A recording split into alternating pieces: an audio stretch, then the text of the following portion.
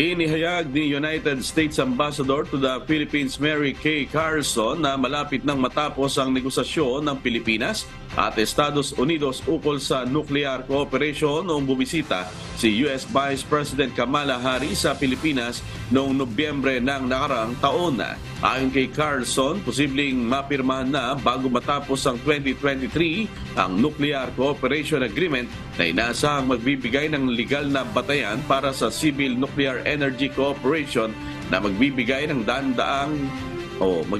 daan para sa pag-export ng nuclear fuel